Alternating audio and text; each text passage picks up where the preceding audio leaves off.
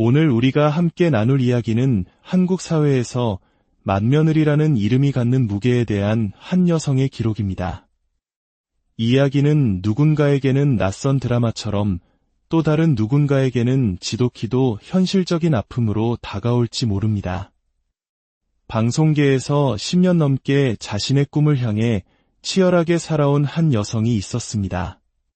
그녀의 땀과 노력을 송두리째 무시하고 자신들만의 낡은 규칙을 강요하는 시댁이라는 거대한 벽 앞에서 그녀는 어떤 선택을 하게 되었을까요? 한 여성의 고요하지만 단단한 반격이 시작되던 그날의 이야기 속으로 들어가 보겠습니다. 저는 경기도에 사는 30대 후반의 프리랜서 방송 프로듀서입니다. 남들이 하루를 마감하고 잠자리에 들 시간에 저의 하루가 시작될 때가 많았습니다.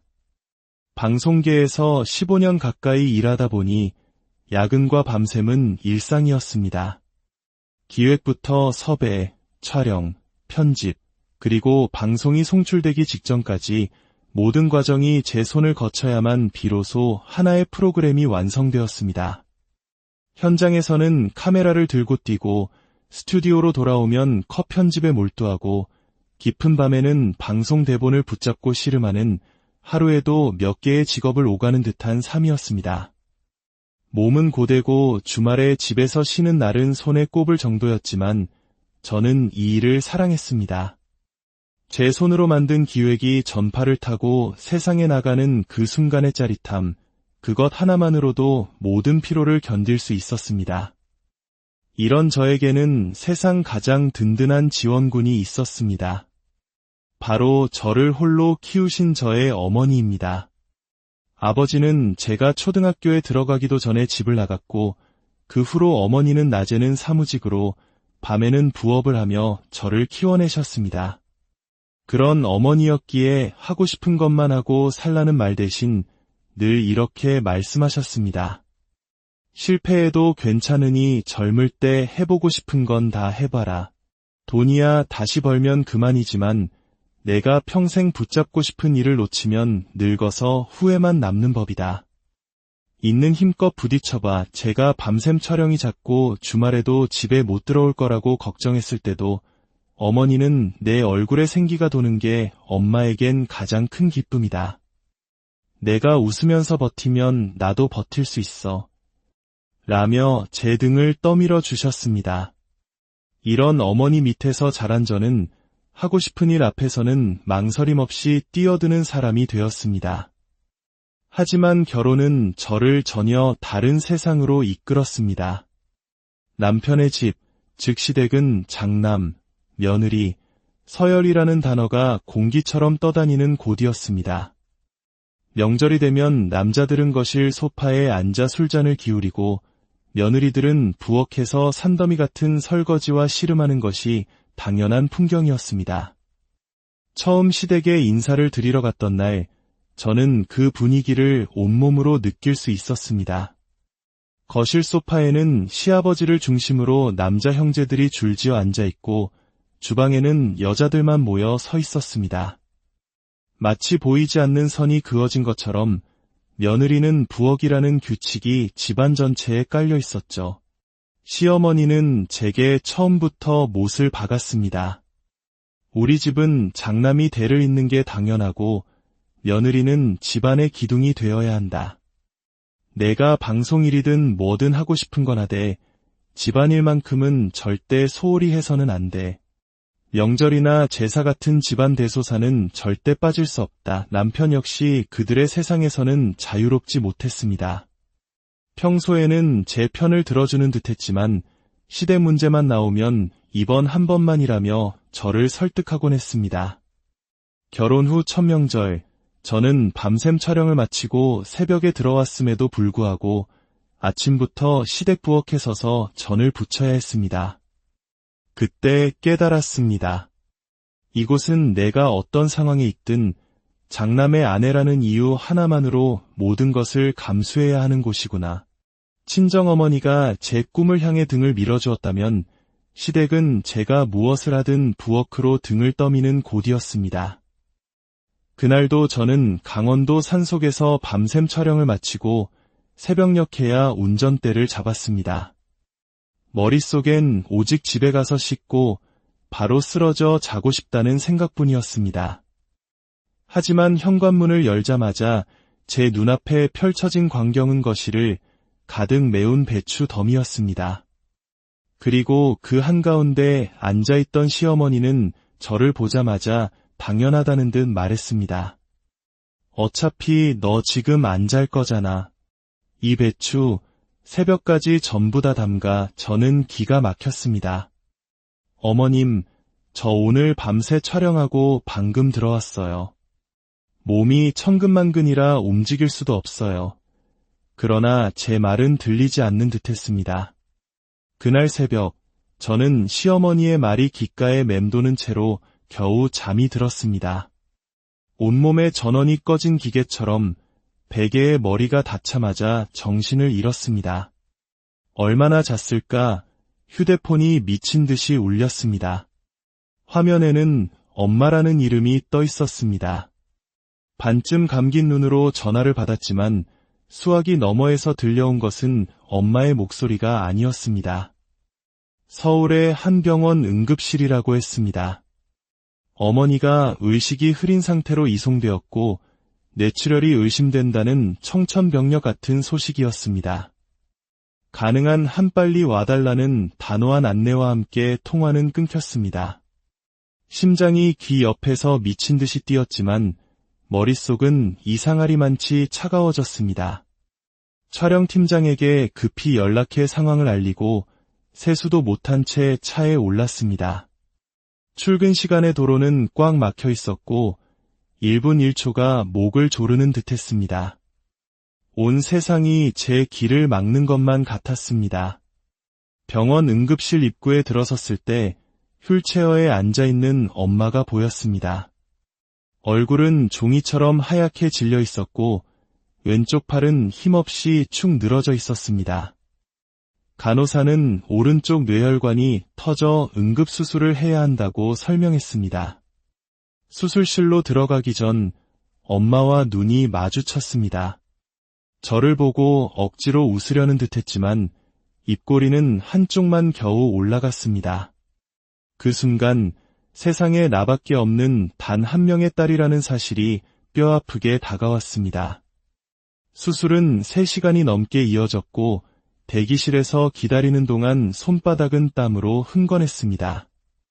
수술을 마친 의사는 출혈 부위는 제거했지만 왼쪽 팔다리에 마비가 남을 가능성이 크고 언어 기능 회복에도 오랜 시간이 걸릴 것이라고 했습니다. 최소 몇 달간의 입원 치료와 기나긴 재활 치료가 필요하다는 말이 이어졌습니다.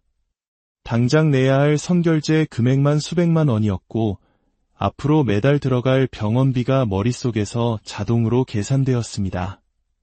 그날 저녁 남편에게 전화를 걸었습니다. 상황을 설명하자 남편의 첫마디는 이것이었습니다. 그래. 그럼 수술비는 꽤 들겠네. 그리고는 시어머니에게도 상황을 전해달라고 부탁했습니다. 얼마 지나지 않아 시어머니에게서 전화가 왔습니다. 저는 일말의 위로를 기대했습니다. 하지만 돌아온 말은 제 가슴에 비수를 꽂았습니다. 얘기 들었다. 근데 병원에 너 말고 다른 사람은 없니? 간병인 쓰면 될 거 아니야. 우리 집도 곧 김장해야 하고 명절 준비도 남았는데 말이다. 순간 온몸에 피가 거꾸로 솟는 것 같았습니다. 어머님, 지금 그 얘기가 나올 상황이에요. 제 절규에 가까운 물음에 시어머니는 태연하게 답했습니다. 장남 며느리 자리는 아무도 대신 못해주는 거야. 제 사정은 눈꼽만큼도 고려하지 않고 오직 장남 며느리라는 의무만을 강요하는 시댁의 민낯이었습니다. 다음 날부터 저의 전쟁 같은 하루가 시작되었습니다. 아침 일찍 병원에 가서 엄마의 식사를 돕고 재활치료실로 모시고 다니며 하루 종일 곁을 지켰습니다. 점심은 병원 구내식당에서 급하게 해결하고 오후에는 각종 검사실을 오갔습니다. 저녁에는 다시 사무실로 돌아가 밀린 편집 업무를 마무리하고 밤이 깊어서야 병원으로 돌아오는 생활이 반복되었습니다. 몸은 점점 쇠약해졌고 하루에도 몇 번씩 정신이 멍해졌습니다. 결국 저는 결심했습니다. 진행하던 프로그램만 마무리하고 휴직을 하기로. 남편에게 이 사실을 알리자 남편의 표정이 미묘하게 굳어졌습니다. 휴직. 그거 쉽게 결정할 일 아니잖아. 방송판에서 한번 자리 비우면 다시 돌아오기 얼마나 힘든데. 그는 저를 걱정하는 척했지만 저는 그의 진짜 속마음을 알고 있었습니다. 며칠 뒤 같은 팀 동료 PD를 통해 충격적인 사실을 듣게 되었습니다. 남편이 방송사 인사팀에 아는 사람을 통해 제 상황을 뒷조사했고 휴직은 곧 퇴사 수순이라는 말을 듣고 왔다는 것이었습니다. 그는 제 커리어를 걱정한 것이 아니라 당장 집으로 들어오는 수입이 끊기는 것을 두려워했던 겁니다. 시어머니 역시 제가 휴직한다는 소식을 듣고 불같이 화를 냈습니다. 친정일은 친정 식구끼리 알아서 해야지. 내가 거기에만 매달려 있으면 우리 집은 누가 챙기니? 며느리의 의무는 잊은 게냐. 그러던 어느 날 시누이에게서 전화가 왔습니다. 평소와 달리 이상할 정도로 친절한 목소리였습니다. 언니, 병원에만 있으려니 너무 힘들지? 내가 아는 간병인 붙여줄게. 경력도 많고 손도 빠른 사람이야. 시누이의 제안이 미심쩍었지만 거절하면 또 고집 센 며느리라는 소리를 들을 것 같아 마지못해 수락했습니다. 다음날 시누이가 데려온 간병인은 20대 후반으로 보이는 젊은 여성이었습니다. 첫인상부터 전문가라기보다는 아르바이트생에 가까워 보였습니다. 처음 며칠은 별 문제 없어 보였지만 일주일쯤 지나자 간병인의 태도가 달라지기 시작했습니다. 병실을 비우는 시간이 잦아졌고 돌아와서는 복도까지 울릴 정도로 큰 소리로 통화를 했습니다. 어느 날 병원에 가보니 엄마의 점심 식사가 손도 대지 않은 채 굳어 있었습니다. 그때부터 저는 간병인을 유심히 관찰하기 시작했습니다. 병실 물건의 위치가 미세하게 바뀌었고 제가 사다 놓은 과일이나 간식이 사라지기 일쑤였습니다. 결정적으로 어느 날 병실 문을 열었을 때 간병인이 엄마의 귀에 대고 무언가를 속삭이고 있는 것을 목격했습니다. 제가 들어서자 화들짝 놀라며 일어나는 모습은 누가 봐도 수상했습니다. 며칠 뒤 저는 병원 복도 끝에서 시누이와 간병인이 다정하게 이야기를 나누는 모습을 보게 되었습니다. 시누이는 웃으며 무언가를 말했고 간병인은 고개를 끄덕이며 맞장구를 쳤습니다. 제가 나타나자 둘은 슬그머니 흩어졌습니다. 더 이상 참을 수 없었습니다. 다음 날 저는 병실로 바로 가지 않고 병원 근처 카페 창가에 자리를 잡았습니다. 병원 뒷문이 훤히 보이는 곳이었습니다. 2시간이 지났을까 검은 모자를 눌러 쓴 시누이가 나타나 누군가에게 전화를 걸었습니다. 잠시 후 간병인이 나타났고 두 사람은 주위를 살피더니 건물 옆 인적이 드문 곳으로 향했습니다. 저는 조용히 그들의 뒤를 쫓았습니다. 모퉁이에 몸을 숨기자 나직한 대화 소리가 들려왔습니다. 이번 달 감사비는 좀 늦었네. 지난번처럼만 잘해주면 돼. 알지? 시누이의 목소리였습니다. 이어서 간병인이 답했습니다. 네, 알겠습니다. 말씀하신 대로 상황 맞춰서 잘 전달해 드릴게요. 순간 눈앞이 캄캄해졌습니다. 저는 그대로 두 사람 앞에 나섰습니다. 감사비. 상황을 맞춘다. 지금 둘이 무슨 얘기하는 거야? 제 눈앞에서 돈 봉투를 주고받고도 시누이는 오해라며 발뺌했습니다. 저는 그 자리에서 병동 수간호사를 불러 모든 사실을 알렸고 보호자 몰래 제3자와 금전거래를 한 간병인은 병원에서 쫓겨났습니다. 집으로 돌아오자 남편은 오히려 저를 나무랐습니다. 그렇게까지 소란을 피울 일이었어. 저는 기가 막혀 소리쳤습니다. 당신 가족이 내 엄마 간병을 장난처럼 취급했는데 내가 가만히 있어야 해. 시댁이라는 거대한 벽은 생각보다 더 단단하고 차가웠습니다. 그 사건 이후 저는 모든 일을 정리하고 휴직계를 제출했습니다. 15년간 청춘을 바친 일터를 잠시 떠나는 발걸음은 무거웠지만 후회는 없었습니다. 지금은 엄마 곁을 지키는 것이 제게 가장 중요한 일이었습니다.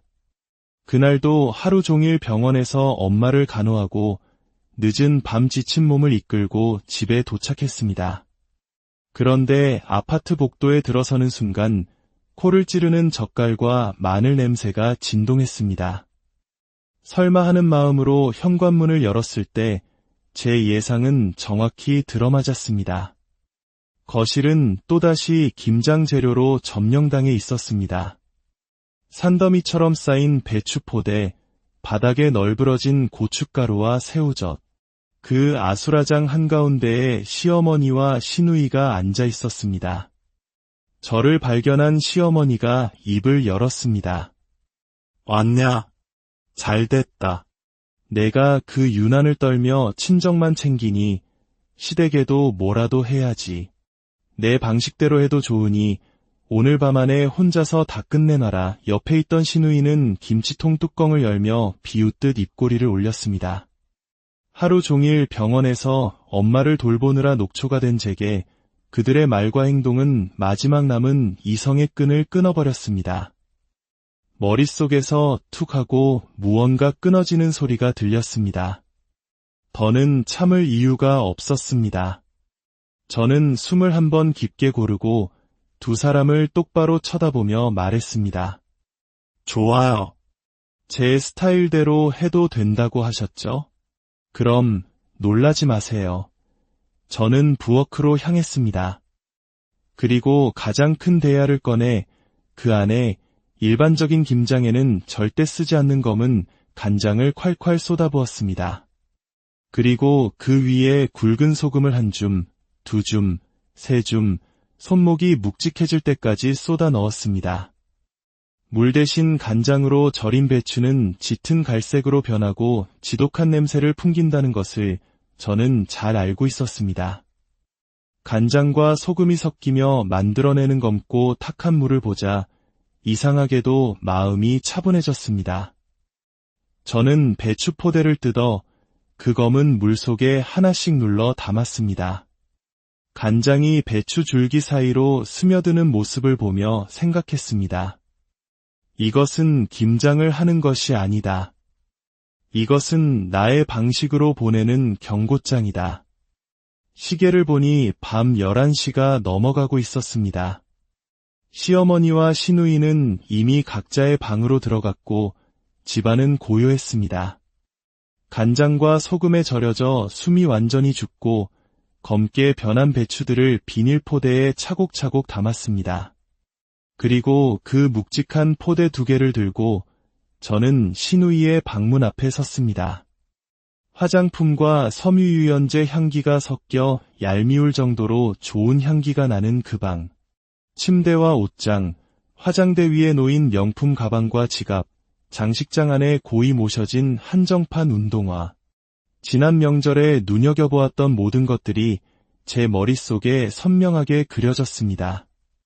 고요한 집안에 오직 저의 조용한 분노만이 소용돌이치고 있었습니다. 저의 복수는 오늘 우리가 함께 나눌 이야기는 한국 사회에서 맏며느리라는 이름이 갖는 무게에 대한 한 여성의 기록입니다. 이야기는 누군가에게는 낯선 드라마처럼 또 다른 누군가에게는 지독히도 현실적인 아픔으로 다가올지 모릅니다. 방송계에서 10년 넘게 자신의 꿈을 향해 치열하게 살아온 한 여성이 있었습니다.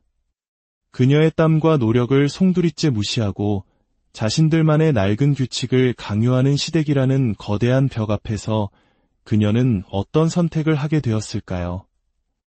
한 여성의 고요하지만 단단한 반격이 시작되던 그날의 이야기 속으로 들어가 보겠습니다. 저는 경기도에 사는 30대 후반의 프리랜서 방송 프로듀서입니다. 남들이 하루를 마감하고 잠자리에 들 시간에 저의 하루가 시작될 때가 많았습니다. 방송계에서 15년 가까이 일하다 보니 야근과 밤샘은 일상이었습니다. 기획부터 섭외, 촬영, 편집, 그리고 방송이 송출되기 직전까지 모든 과정이 제 손을 거쳐야만 비로소 하나의 프로그램이 완성되었습니다. 현장에서는 카메라를 들고 뛰고 스튜디오로 돌아오면 컷 편집에 몰두하고 깊은 밤에는 방송 대본을 붙잡고 씨름하는 하루에도 몇 개의 직업을 오가는 듯한 삶이었습니다. 몸은 고되고 주말에 집에서 쉬는 날은 손에 꼽을 정도였지만 저는 이 일을 사랑했습니다. 제 손으로 만든 기획이 전파를 타고 세상에 나가는 그 순간의 짜릿함, 그것 하나만으로도 모든 피로를 견딜 수 있었습니다. 이런 저에게는 세상 가장 든든한 지원군이 있었습니다. 바로 저를 홀로 키우신 저의 어머니입니다. 아버지는 제가 초등학교에 들어가기도 전에 집을 나갔고 그 후로 어머니는 낮에는 사무직으로 밤에는 부업을 하며 저를 키워내셨습니다. 그런 어머니였기에 하고 싶은 것만 하고 살라는 말 대신 늘 이렇게 말씀하셨습니다. 실패해도 괜찮으니 젊을 때 해보고 싶은 건 다 해봐라. 돈이야 다시 벌면 그만이지만 내가 평생 붙잡고 싶은 일을 놓치면 늙어서 후회만 남는 법이다. 있는 힘껏 부딪혀봐. 제가 밤샘 촬영이 잦고 주말에도 집에 못 들어올 거라고 걱정했을 때도 어머니는 내 얼굴에 생기가 도는 게 엄마에겐 가장 큰 기쁨이다. 내가 웃으면서 버티면 나도 버틸 수 있어. 라며 제 등을 떠밀어 주셨습니다. 이런 어머니 밑에서 자란 저는 하고 싶은 일 앞에서는 망설임 없이 뛰어드는 사람이 되었습니다. 하지만 결혼은 저를 전혀 다른 세상으로 이끌었습니다. 남편의 집, 즉 시댁은 장남, 며느리, 서열이라는 단어가 공기처럼 떠다니는 곳이었습니다. 명절이 되면 남자들은 거실 소파에 앉아 술잔을 기울이고 며느리들은 부엌에서 산더미 같은 설거지와 씨름하는 것이 당연한 풍경이었습니다. 처음 시댁에 인사를 드리러 갔던 날, 저는 그 분위기를 온몸으로 느낄 수 있었습니다. 거실 소파에는 시아버지를 중심으로 남자 형제들이 줄지어 앉아있고 주방에는 여자들만 모여 서 있었습니다. 마치 보이지 않는 선이 그어진 것처럼 며느리는 부엌이라는 규칙이 집안 전체에 깔려 있었죠. 시어머니는 제게 처음부터 못을 박았습니다. 우리 집은 장남이 대를 잇는 게 당연하고 며느리는 집안의 기둥이 되어야 한다. 내가 방송일이든 뭐든 하고 싶은 건 하되 집안일만큼은 절대 소홀히 해서는 안 돼. 명절이나 제사 같은 집안 대소사는 절대 빠질 수 없다. 남편 역시 그들의 세상에서는 자유롭지 못했습니다. 평소에는 제 편을 들어주는 듯했지만 시댁 문제만 나오면 이번 한 번만이라며 저를 설득하곤 했습니다. 결혼 후 첫 명절, 저는 밤샘 촬영을 마치고 새벽에 들어왔음에도 불구하고 아침부터 시댁 부엌에 서서 전을 부쳐야 했습니다. 그때 깨달았습니다. 이곳은 내가 어떤 상황에 있든 장남의 아내라는 이유 하나만으로 모든 것을 감수해야 하는 곳이구나. 친정어머니가 제 꿈을 향해 등을 밀어주었다면 시댁은 제가 무엇을 하든 부엌으로 등을 떠미는 곳이었습니다. 그날도 저는 강원도 산속에서 밤샘 촬영을 마치고 새벽녘에야 운전대를 잡았습니다. 머릿속엔 오직 집에 가서 씻고 바로 쓰러져 자고 싶다는 생각뿐이었습니다. 하지만 현관문을 열자마자 제 눈앞에 펼쳐진 광경은 거실을 가득 메운 배추 덤이었습니다. 그리고 그 한가운데 앉아있던 시어머니는 저를 보자마자 당연하다는 듯 말했습니다. 어차피 너 지금 안 잘 거잖아. 이 배추 새벽까지 전부 다 담가. 저는 기가 막혔습니다. 어머님, 저 오늘 밤새 촬영하고 방금 들어왔어요. 몸이 천근만근이라 움직일 수도 없어요. 그러나 제 말은 들리지 않는 듯했습니다. 그날 새벽, 저는 시어머니의 말이 귓가에 맴도는 채로 겨우 잠이 들었습니다. 온몸에 전원이 꺼진 기계처럼 베개에 머리가 닿자마자 정신을 잃었습니다. 얼마나 잤을까? 휴대폰이 미친 듯이 울렸습니다. 화면에는 엄마라는 이름이 떠 있었습니다. 반쯤 감긴 눈으로 전화를 받았지만 수화기 너머에서 들려온 것은 엄마의 목소리가 아니었습니다. 서울의 한 병원 응급실이라고 했습니다. 어머니가 의식이 흐린 상태로 이송되었고 뇌출혈이 의심된다는 청천벽력 같은 소식이었습니다. 가능한 한 빨리 와달라는 단호한 안내와 함께 통화는 끊겼습니다. 심장이 귀 옆에서 미친 듯이 뛰었지만 머릿속은 이상하리만치 차가워졌습니다. 촬영팀장에게 급히 연락해 상황을 알리고 세수도 못한 채 차에 올랐습니다. 출근 시간의 도로는 꽉 막혀 있었고 1분 1초가 목을 조르는 듯했습니다. 온 세상이 제 길을 막는 것만 같았습니다. 병원 응급실 입구에 들어섰을 때 휠체어에 앉아있는 엄마가 보였습니다. 얼굴은 종이처럼 하얗게 질려 있었고 왼쪽 팔은 힘없이 축 늘어져 있었습니다. 간호사는 오른쪽 뇌혈관이 터져 응급수술을 해야 한다고 설명했습니다. 수술실로 들어가기 전 엄마와 눈이 마주쳤습니다. 저를 보고 억지로 웃으려는 듯했지만 입꼬리는 한쪽만 겨우 올라갔습니다. 그 순간 세상에 나밖에 없는 단 한 명의 딸이라는 사실이 뼈아프게 다가왔습니다. 수술은 3시간이 넘게 이어졌고 대기실에서 기다리는 동안 손바닥은 땀으로 흥건했습니다. 수술을 마친 의사는 출혈 부위는 제거했지만 왼쪽 팔다리에 마비가 남을 가능성이 크고 언어 기능 회복에도 오랜 시간이 걸릴 것이라고 했습니다. 최소 몇 달간의 입원 치료와 기나긴 재활 치료가 필요하다는 말이 이어졌습니다.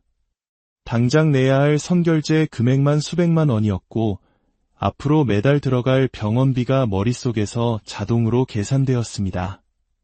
그날 저녁 남편에게 전화를 걸었습니다. 상황을 설명하자 남편의 첫마디는 이것이었습니다. 그래. 그럼 수술비는 꽤 들겠네. 그리고는 시어머니에게도 상황을 전해달라고 부탁했습니다. 얼마 지나지 않아 시어머니에게서 전화가 왔습니다. 저는 일말의 위로를 기대했습니다. 하지만 돌아온 말은 제 가슴에 비수를 꽂았습니다. 얘기 들었다. 근데 병원에 너 말고 다른 사람은 없니? 간병인 쓰면 될 거 아니야. 우리 집도 곧 김장해야 하고 명절 준비도 남았는데 말이다. 순간 온몸에 피가 거꾸로 솟는 것 같았습니다. 어머님, 지금 그 얘기가 나올 상황이에요. 제 절규에 가까운 물음에 시어머니는 태연하게 답했습니다.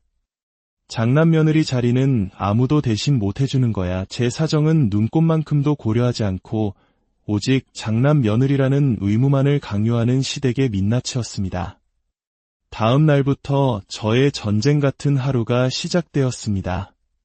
아침 일찍 병원에 가서 엄마의 식사를 돕고 재활치료실로 모시고 다니며 하루 종일 곁을 지켰습니다.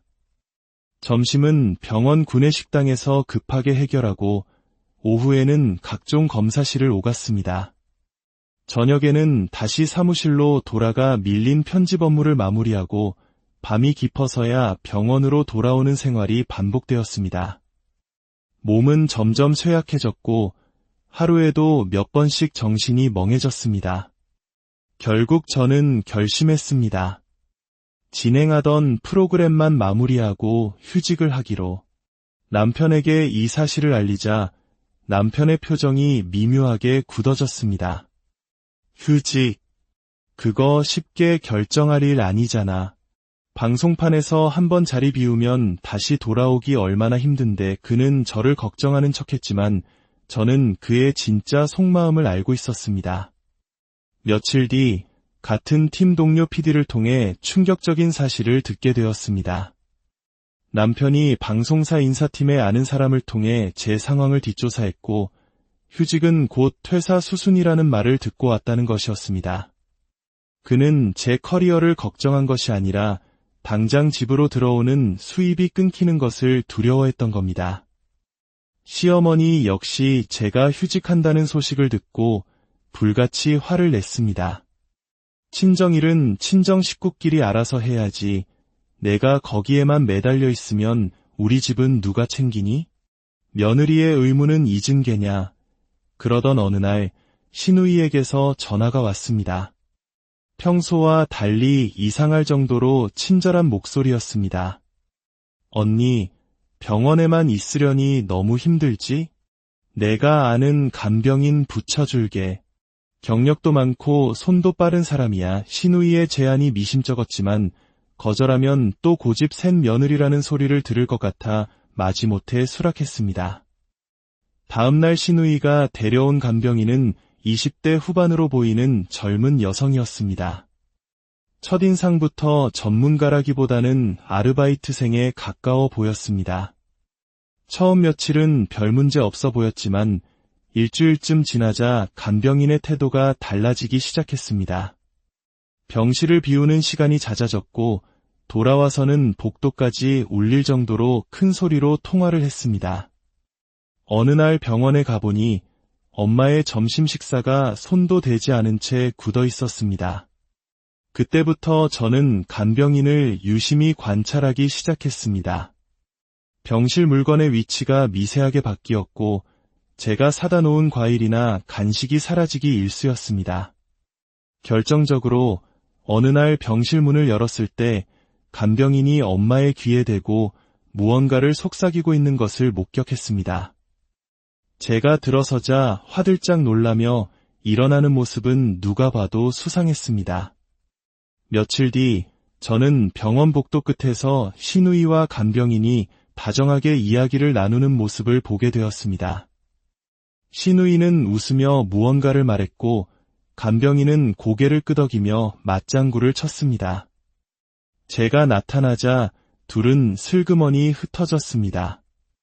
더 이상 참을 수 없었습니다. 다음 날 저는 병실로 바로 가지 않고 병원 근처 카페 창가에 자리를 잡았습니다. 병원 뒷문이 훤히 보이는 곳이었습니다. 2시간이 지났을까 검은 모자를 눌러 쓴 시누이가 나타나 누군가에게 전화를 걸었습니다.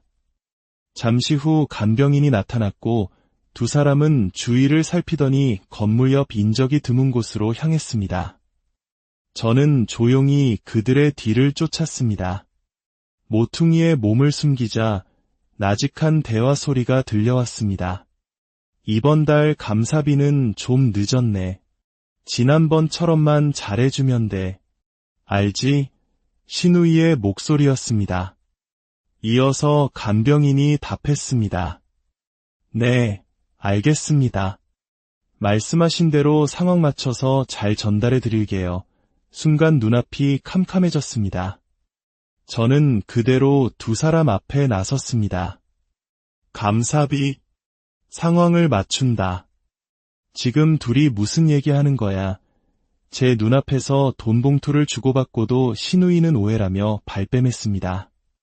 저는 그 자리에서 병동 수간호사를 불러 모든 사실을 알렸고 보호자 몰래 제3자와 금전거래를 한 간병인은 병원에서 쫓겨났습니다. 집으로 돌아오자 남편은 오히려 저를 나무랐습니다. 그렇게까지 소란을 피울 일이었어.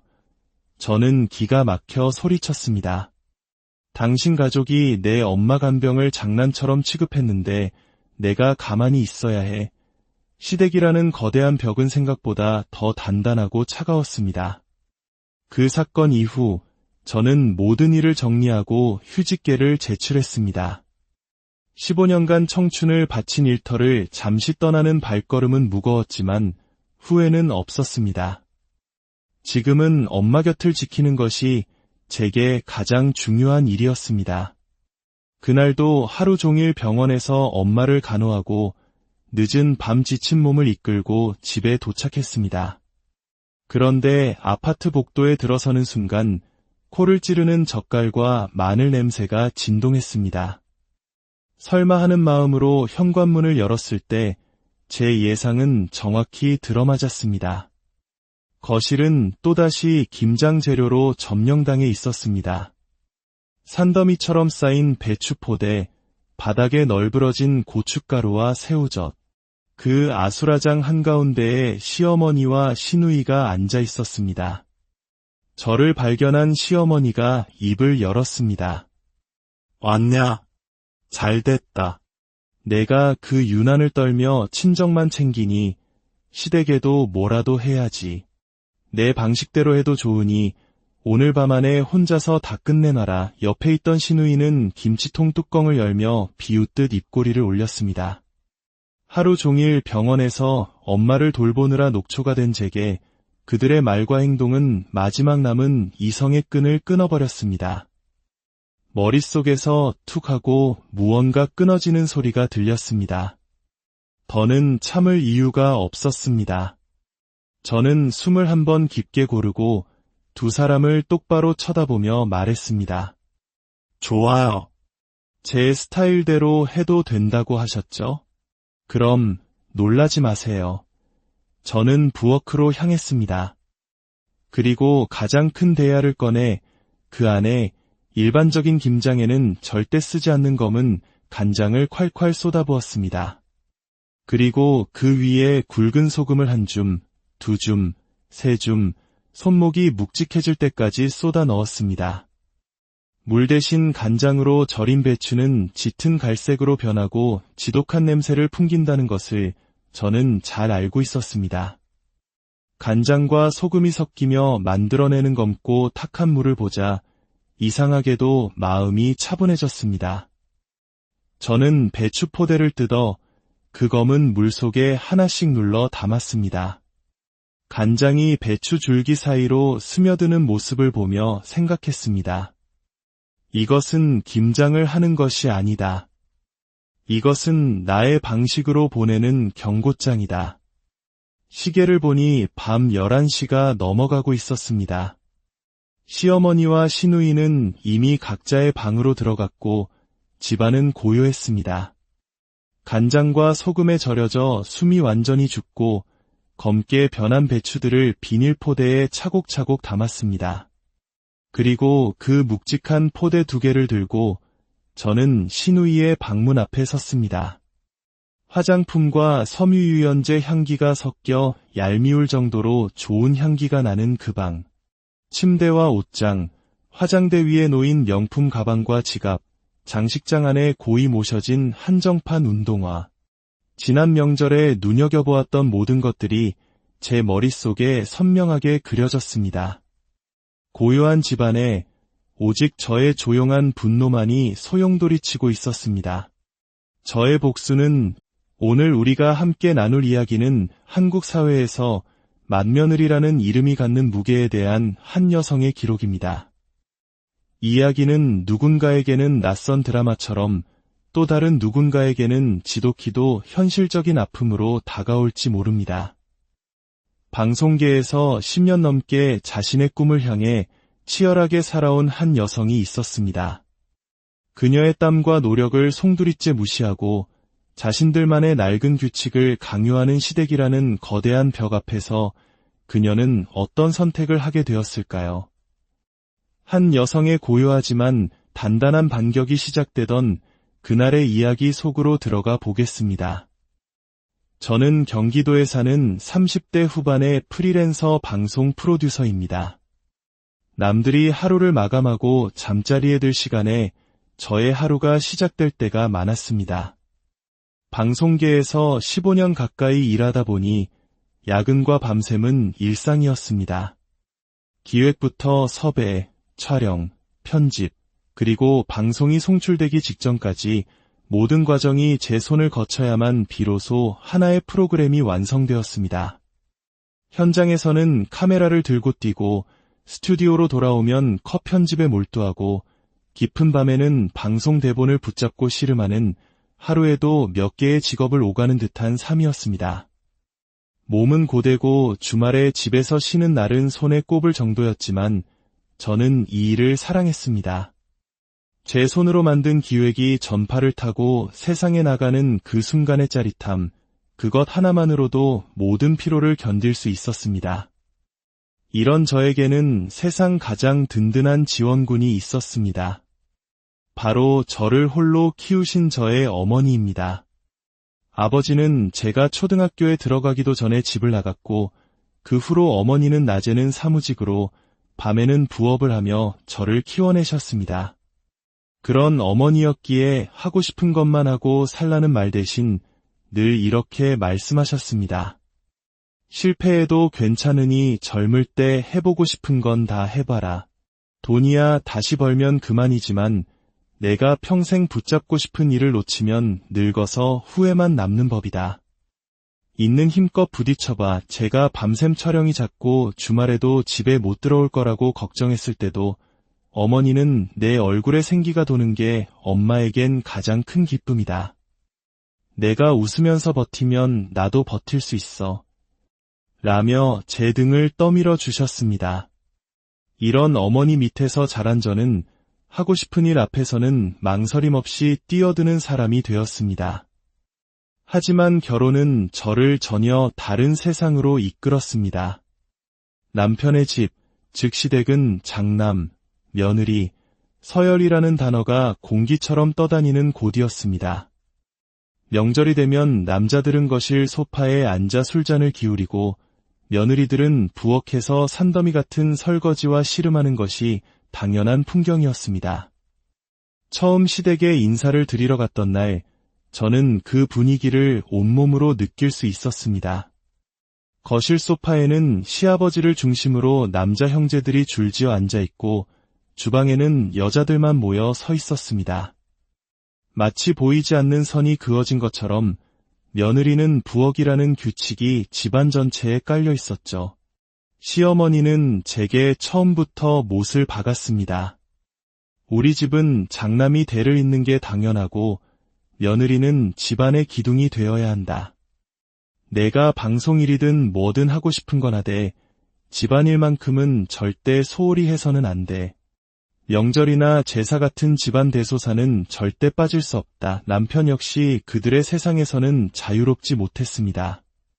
평소에는 제 편을 들어주는 듯했지만 시댁 문제만 나오면 이번 한 번만이라며 저를 설득하곤 했습니다. 결혼 후 첫 명절, 저는 밤샘 촬영을 마치고 새벽에 들어왔음에도 불구하고 아침부터 시댁 부엌에 서서 전을 부쳐야 했습니다. 그때 깨달았습니다. 이곳은 내가 어떤 상황에 있든 장남의 아내라는 이유 하나만으로 모든 것을 감수해야 하는 곳이구나. 친정어머니가 제 꿈을 향해 등을 밀어주었다면 시댁은 제가 무엇을 하든 부엌으로 등을 떠미는 곳이었습니다. 그날도 저는 강원도 산속에서 밤샘 촬영을 마치고 새벽녘에야 운전대를 잡았습니다. 머릿속엔 오직 집에 가서 씻고 바로 쓰러져 자고 싶다는 생각뿐이었습니다. 하지만 현관문을 열자마자 제 눈앞에 펼쳐진 광경은 거실을 가득 메운 배추 덤이었습니다. 그리고 그 한가운데 앉아있던 시어머니는 저를 보자마자 당연하다는 듯 말했습니다. 어차피 너 지금 안 잘 거잖아. 이 배추 새벽까지 전부 다 담가. 저는 기가 막혔습니다. 어머님, 저 오늘 밤새 촬영하고 방금 들어왔어요. 몸이 천근만근이라 움직일 수도 없어요. 그러나 제 말은 들리지 않는 듯했습니다. 그날 새벽, 저는 시어머니의 말이 귓가에 맴도는 채로 겨우 잠이 들었습니다. 온몸에 전원이 꺼진 기계처럼 베개에 머리가 닿자마자 정신을 잃었습니다. 얼마나 잤을까? 휴대폰이 미친 듯이 울렸습니다. 화면에는 엄마라는 이름이 떠 있었습니다. 반쯤 감긴 눈으로 전화를 받았지만 수화기 너머에서 들려온 것은 엄마의 목소리가 아니었습니다. 서울의 한 병원 응급실이라고 했습니다. 어머니가 의식이 흐린 상태로 이송되었고 뇌출혈이 의심된다는 청천벽력 같은 소식이었습니다. 가능한 한 빨리 와달라는 단호한 안내와 함께 통화는 끊겼습니다. 심장이 귀 옆에서 미친 듯이 뛰었지만 머릿속은 이상하리만치 차가워졌습니다.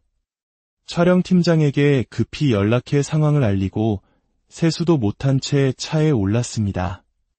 출근 시간에 도로는 꽉 막혀 있었고 1분 1초가 목을 조르는 듯했습니다. 온 세상이 제 길을 막는 것만 같았습니다. 병원 응급실 입구에 들어섰을 때 휠체어에 앉아있는 엄마가 보였습니다. 얼굴은 종이처럼 하얗게 질려 있었고 왼쪽 팔은 힘없이 축 늘어져 있었습니다. 간호사는 오른쪽 뇌혈관이 터져 응급수술을 해야 한다고 설명했습니다. 수술실로 들어가기 전 엄마와 눈이 마주쳤습니다. 저를 보고 억지로 웃으려는 듯했지만 입꼬리는 한쪽만 겨우 올라갔습니다. 그 순간 세상에 나밖에 없는 단 한 명의 딸이라는 사실이 뼈아프게 다가왔습니다. 수술은 3시간이 넘게 이어졌고 대기실에서 기다리는 동안 손바닥은 땀으로 흥건했습니다. 수술을 마친 의사는 출혈 부위는 제거했지만 왼쪽 팔다리에 마비가 남을 가능성이 크고 언어 기능 회복에도 오랜 시간이 걸릴 것이라고 했습니다. 최소 몇 달간의 입원 치료와 기나긴 재활 치료가 필요하다는 말이 이어졌습니다. 당장 내야 할 선결제 금액만 수백만 원이었고 앞으로 매달 들어갈 병원비가 머릿속에서 자동으로 계산되었습니다. 그날 저녁 남편에게 전화를 걸었습니다. 상황을 설명하자 남편의 첫마디는 이것이었습니다. 그래. 그럼 수술비는 꽤 들겠네. 그리고는 시어머니에게도 상황을 전해달라고 부탁했습니다. 얼마 지나지 않아 시어머니에게서 전화가 왔습니다. 저는 일말의 위로를 기대했습니다. 하지만 돌아온 말은 제 가슴에 비수를 꽂았습니다. 얘기 들었다. 근데 병원에 너 말고 다른 사람은 없니? 간병인 쓰면 될 거 아니야. 우리 집도 곧 김장해야 하고 명절 준비도 남았는데 말이다. 순간 온몸에 피가 거꾸로 솟는 것 같았습니다.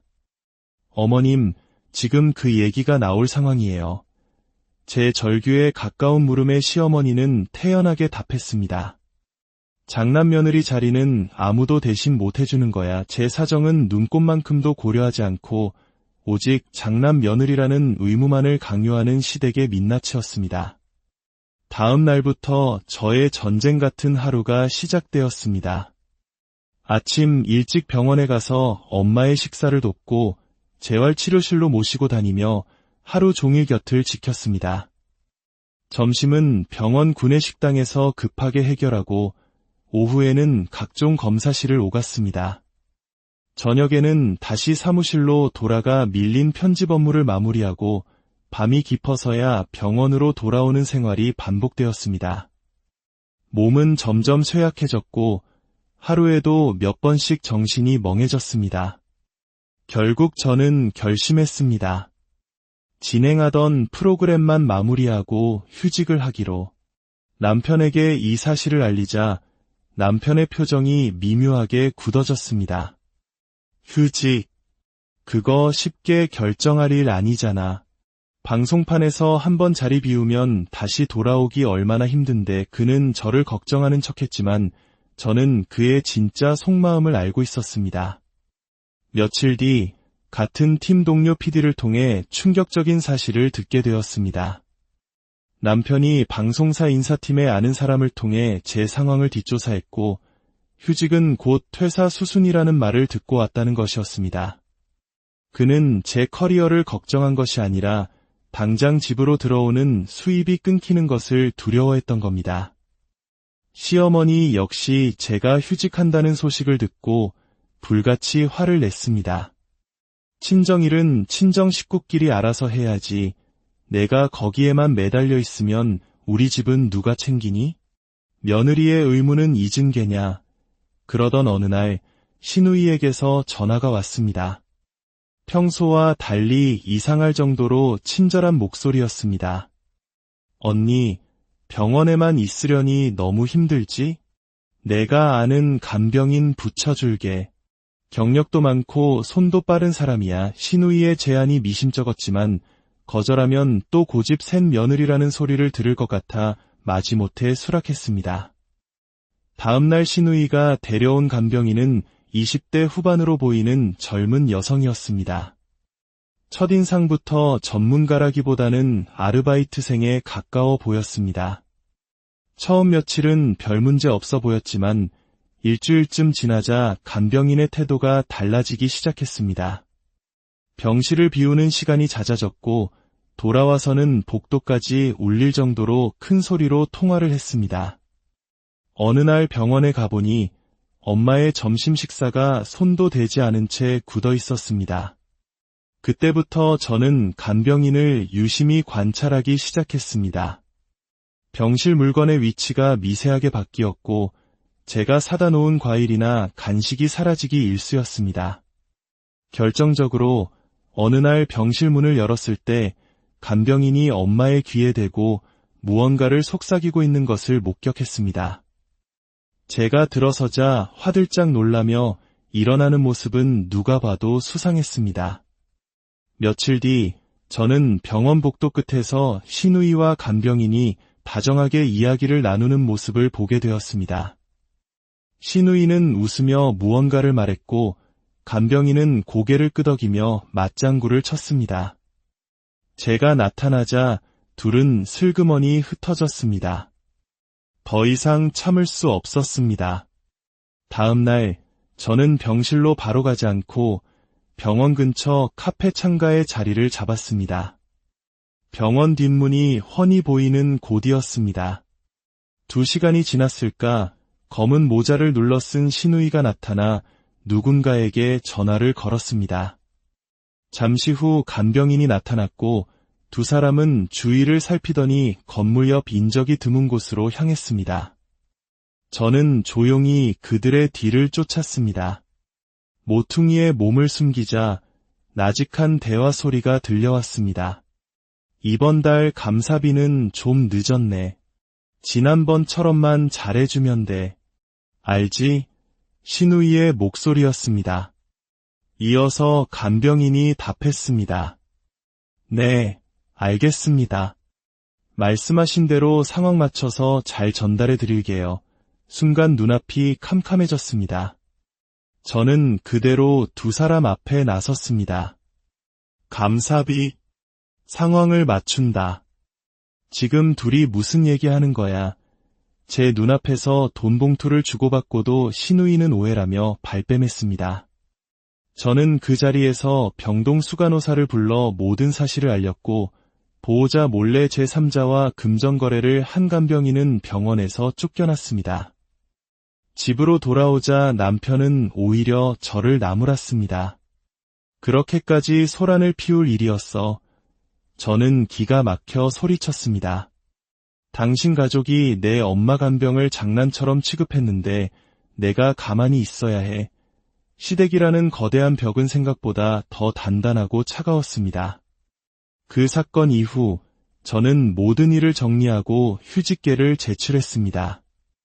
15년간 청춘을 바친 일터를 잠시 떠나는 발걸음은 무거웠지만 후회는 없었습니다. 지금은 엄마 곁을 지키는 것이 제게 가장 중요한 일이었습니다. 그날도 하루 종일 병원에서 엄마를 간호하고 늦은 밤 지친 몸을 이끌고 집에 도착했습니다. 그런데 아파트 복도에 들어서는 순간 코를 찌르는 젓갈과 마늘 냄새가 진동했습니다. 설마 하는 마음으로 현관문을 열었을 때 제 예상은 정확히 들어맞았습니다. 거실은 또다시 김장 재료로 점령당해 있었습니다. 산더미처럼 쌓인 배추포대, 바닥에 널브러진 고춧가루와 새우젓, 그 아수라장 한가운데에 시어머니와 시누이가 앉아 있었습니다. 저를 발견한 시어머니가 입을 열었습니다. 왔냐? 잘됐다. 내가 그 유난을 떨며 친정만 챙기니 시댁에도 뭐라도 해야지. 내 방식대로 해도 좋으니 오늘 밤 안에 혼자서 다 끝내놔라. 옆에 있던 시누이는 김치통 뚜껑을 열며 비웃듯 입꼬리를 올렸습니다. 하루 종일 병원에서 엄마를 돌보느라 녹초가 된 제게 그들의 말과 행동은 마지막 남은 이성의 끈을 끊어버렸습니다. 머릿속에서 툭 하고 무언가 끊어지는 소리가 들렸습니다. 더는 참을 이유가 없었습니다. 저는 숨을 한번 깊게 고르고 두 사람을 똑바로 쳐다보며 말했습니다. 좋아요. 제 스타일대로 해도 된다고 하셨죠? 그럼 놀라지 마세요. 저는 부엌으로 향했습니다. 그리고 가장 큰 대야를 꺼내 그 안에 일반적인 김장에는 절대 쓰지 않는 검은 간장을 콸콸 쏟아부었습니다.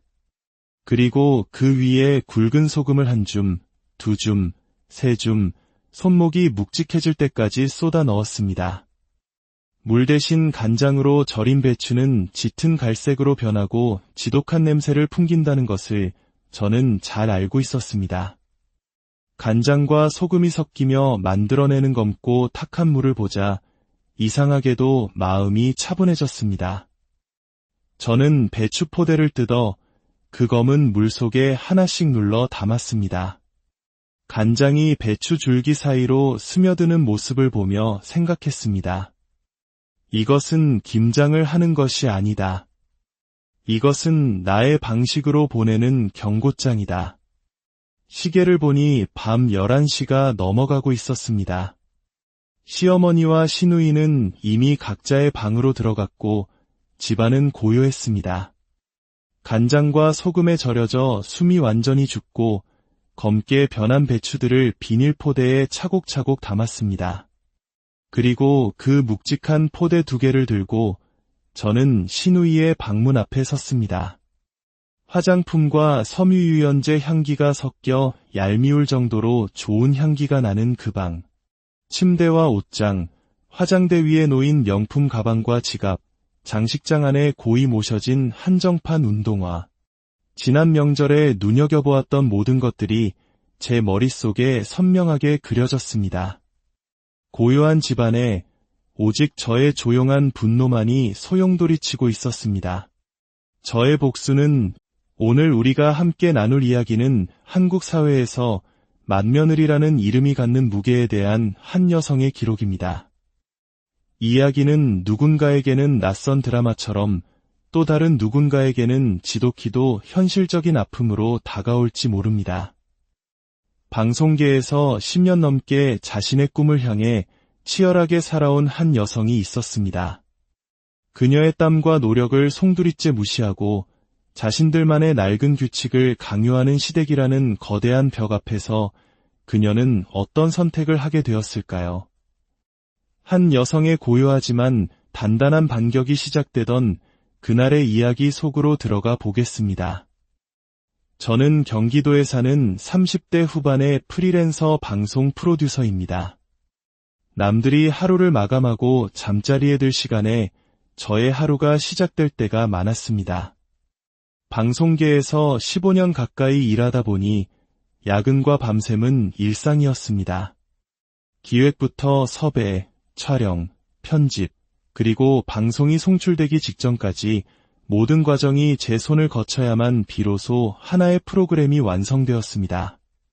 현장에서는 카메라를 들고 뛰고 스튜디오로 돌아오면 컷 편집에 몰두하고 깊은 밤에는 방송 대본을 붙잡고 씨름하는 하루에도 몇 개의 직업을 오가는 듯한 삶이었습니다. 몸은 고되고 주말에 집에서 쉬는 날은 손에 꼽을 정도였지만 저는 이 일을 사랑했습니다.